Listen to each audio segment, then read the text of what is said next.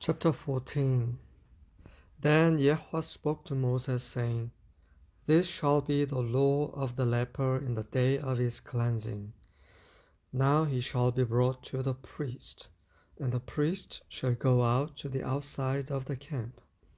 Thus the priest shall look, and if the infection of leprosy has been healed in the leper, then the priest shall give orders to take 2 live clean birds, and cedar wood, and a scarlet string, and hyssop for the one who is to be cleansed. The priest shall also give orders to slay the one bird in an earthenware vessel over running water. As for the live bird, he shall take it together with the cedar wood, and the scarlet string, and the hyssop, and shall dip them and the live bird in the blood of the bird that was slain over the running water. He shall then sprinkle 7 times the one who is to be cleansed from the leprosy, and shall pronounce him clean, and shall let the live bird go free over the open field. The one to be cleansed shall then wash his clothes, and shave off all his hair, and bathe in water, and be clean. Now afterward he may enter the camp, but he shall stay outside his tent for 7 days. It will be on the 7th day that he shall shave off all his hair. He shall shave his head and his beard and his eyebrows, even all his hair. He shall then wash his clothes, and bathe his body in water, and be clean. Now on the 8th day he is to take 2 male lambs without defect, and a yearling ewe lamb without defect, and 3/10 of an ephah of fine flour mixed with oil for a grain offering, and 1 log of oil. And the priest who pronounces him clean shall present the man to be cleansed, and the aforesaid before Yahweh at the doorway of the tent of meeting.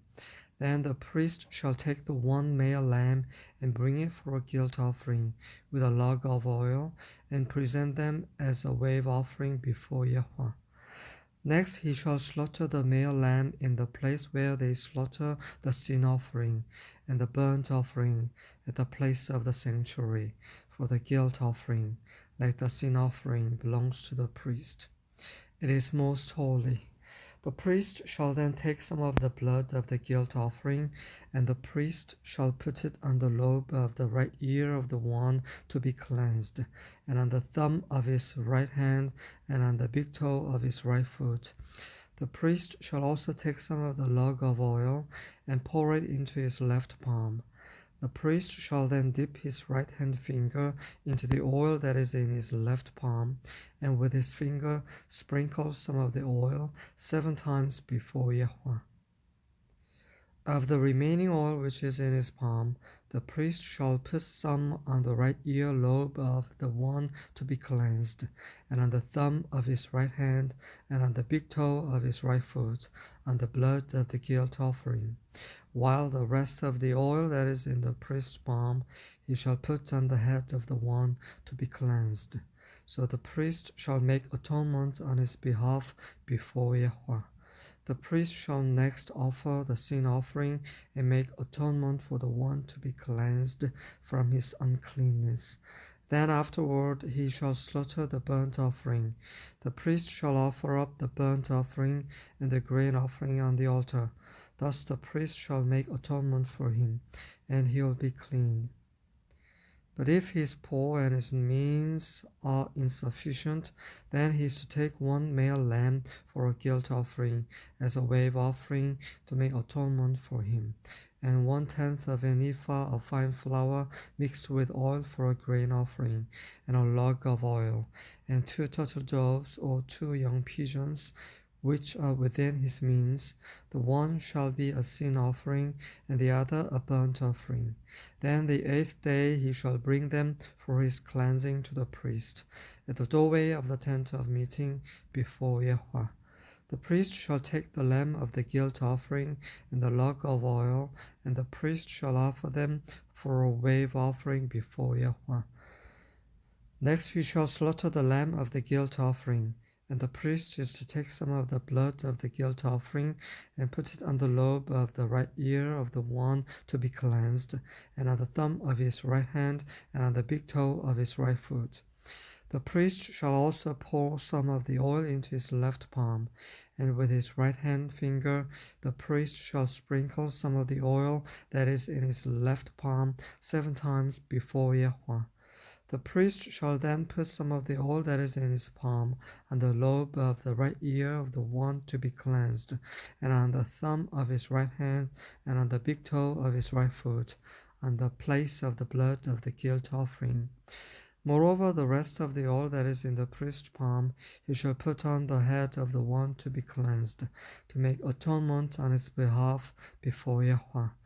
He shall then offer one of the turtle doves or young pigeons which are within his means. He shall offer what he can afford, the one for a sin offering and the other for a burnt offering, together with a grain offering. So the priest shall make atonement before Yahweh on behalf of the one to be cleansed. This is the law for him in whom there is an infection of leprosy, whose means are limited for his cleansing. Yahweh further spoke to Moses and to Aaron, saying, When you enter the land of Canaan, which I give you for a possession, and I put the mark of leprosy on a house in the land of your possession, then the one who owns the house shall come and tell the priest, saying, Something like a mark of leprosy has become visible to me in the house. The priest shall then command that they empty the house before the priest goes in to look at the mark, so that everything in the house need not become unclean. And afterward the priest shall go in to look at the house. So he shall look at the mark, and if the mark on the walls of the house has greenish or reddish depressions and appears deeper than the surface, then the priest shall come out of the house to the doorway and quarantine the house for 7 days. The priest shall return on the 7th day and make an inspection.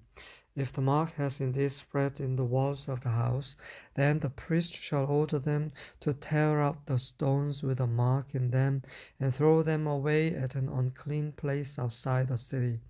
He shall have the house scraped all around inside, and they shall dump the plaster that they scrape off at an unclean place outside the city. Then they shall take other stones and replace those stones, and he shall take other plaster and replaster the house. If, however, the mark breaks out again in the house after he has torn out the stones and scraped the house, and after it has been replastered, then the priest shall come in and make an inspection. If he sees that the mark has indeed spread in the house, it is a malignant mark in the house, it is unclean. He shall therefore tear down the house, its stones and its timbers, and all the plaster of the house, and he shall take them outside the city to an unclean place. Moreover, whoever goes into the house during the time that he has quarantined it becomes unclean until evening. Likewise, whoever lies in the house shall wash his clothes, and whoever eats in the house shall wash his clothes. If, on the other hand, the priest comes in and makes an inspection, and the mark has not indeed spread in the house after the house has been replastered, then the priest shall pronounce the house clean, because the mark has not reappeared. To cleanse the house, then, he shall take 2 birds and cedar wood, and a scarlet string and hyssop, and he shall slaughter the one bird in an earthenware vessel over running water. Then he shall take the cedar wood and the hyssop and the scarlet string with a live bird, and dip them in the blood of the slain bird, as well as in the running water, and sprinkle the house 7 times.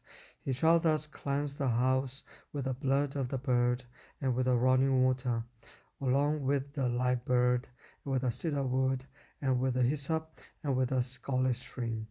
However, he shall let the live bird go free outside the city into the open field.